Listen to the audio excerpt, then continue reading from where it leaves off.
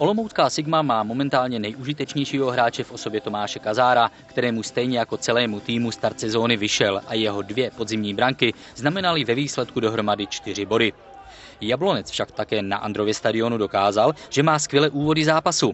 V 7. minutě překvapila celou olomouckou obranu dvojice Hamous Lafata a David Lafata svou první brankou po návratu z Austrie Vídeň otevřel skóre zápasu. Tak zatím nám ty goly nechyběly, protože jsme vyhrávali, takže samozřejmě, že jsem gola chtěl dát a jsem rád, že to přišlo už teď. Po vedoucím gólu však Jablonec hodně vyklidil pole a častokrát Sigmu pustil do šancí.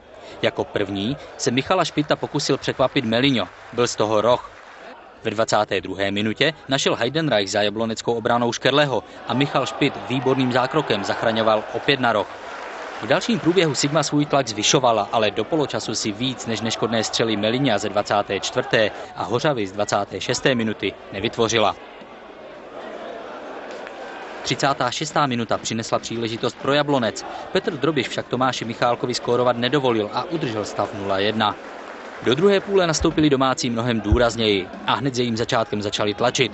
Ve 46. minutě Michal Hubník nevyužil příležitost po přihrávce Kazára. O 4 minuty později se však už společně se spoluhráči radovat mohl. Na roh Tomáše Kazára vyskočil nejvýše a bylo srovnáno na 1-1.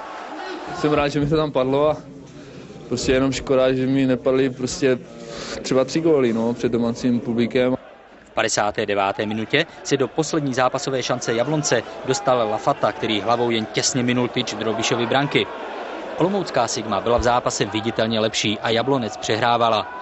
Bohužel pro domácí to až do závěrečného hvizdu nedokázala vyjádřit brankově, přestože šance byly. O úspěch se pokoušeli Hubník, Hořava a hlavně Michal Ordoš, ale stav se již nezměnil a tak si Jablonec z Olomouce odváží bod za remízu 1-1.